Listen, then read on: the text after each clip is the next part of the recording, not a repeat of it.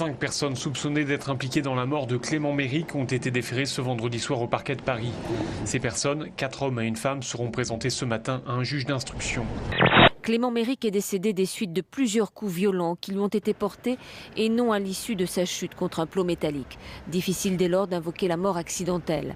Parmi les personnes déférées, Esteban, l'auteur présumé des coups fatals.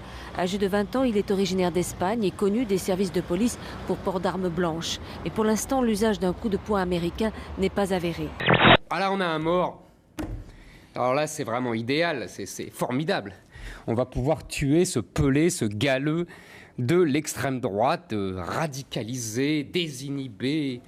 Ça, c'est un grand numéro, là. Là, vraiment, je suis sidéré, moi. Qu'est-ce qui s'est passé ? Le prénommé Esteban a reconnu en garde à vue avoir porté 2 coups, soutient-il à main nue, sur Clément Méric, dont le coup l'ayant fait chuter.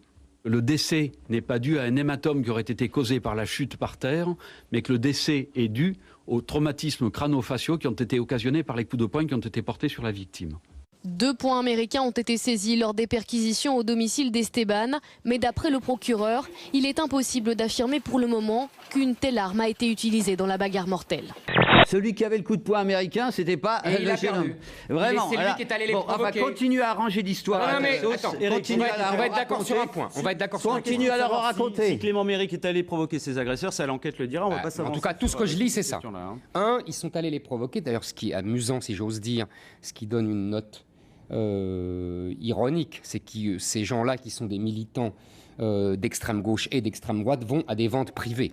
À la une de vos journaux, on revient sur le décès de Pierre Mauroy hier matin. Il avait changé la France, on dit la dépêche du midi, une figure du socialisme pour Ouest France. La gauche perd le nord à la une de Libération.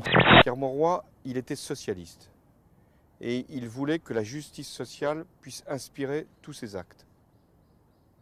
Mais il ne trompait pas, il ne mentait pas. Il allait jusqu'au bout de ses convictions en prenant la réalité telle qu'elle était. À l'image, on fait des clips qui n'ont rien à voir avec la chanson, en rajoutant des trucs pour attirer le client. Et nous vivons sous la direction donc de l'image, c'est-à-dire du veau d'or. Facebook, Skype, YouTube, email, Google, en quelques clics, nous échangeons des informations avec le monde entier. Des données qui atterrissent sur les serveurs des géants américains. Et après, l'agence d'espionnage NSA les récupère, c'est du moins ce qu'affirment 2 journaux américains. C'est le programme PRISM. Le premier à fournir des données, c'est Microsoft en 2007. Le dernier à rejoindre PRISM en octobre 2012, Apple. La Xbox One, une boîte multifonction, jeux vidéo, télévision, vidéo à la demande, Internet, la liste est longue et attractive. Mais rapidement, la machine s'enraye, Microsoft va trop loin. La Kinect, cette caméra intégrée, fait peur autant qu'elle fascine. Capable de répondre à vos moindres demandes, elle suivra 24 heures sur 24 vos mouvements, enregistrera vos paroles et archivera le tout sur des serveurs. Autre scandale, le plus grand opérateur de téléphonie mobile, Verizon, a été contraint par une ordonnance secrète de livrer la totalité des données téléphoniques de ses abonnés aux renseignements américains. Objectif : espionner des personnes précises sur plusieurs mois. Personne n'écoute vos appels téléphoniques. Il ne s'agit pas de cela avec ce programme, mais je pense qu'il est important de comprendre qu'on ne peut pas avoir 100% de sécurité avec 100% de vie privée et aucun inconvénient. Pendant son séjour au Japon, plusieurs réceptions fastueuses, mais à chaque fois, les autorités nippones ont du mal à prononcer le nom de famille du président français.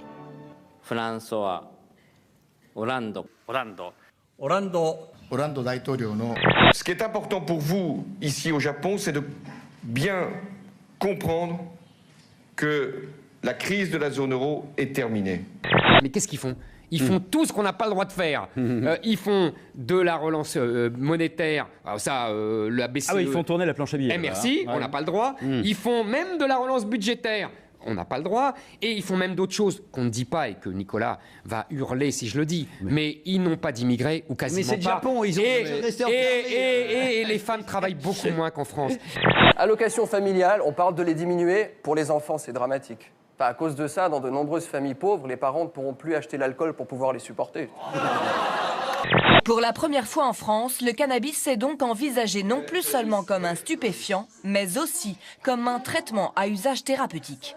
Avec ce décret, des médicaments contenant des dérivés du cannabis vont pouvoir demander des autorisations de mise sur le marché.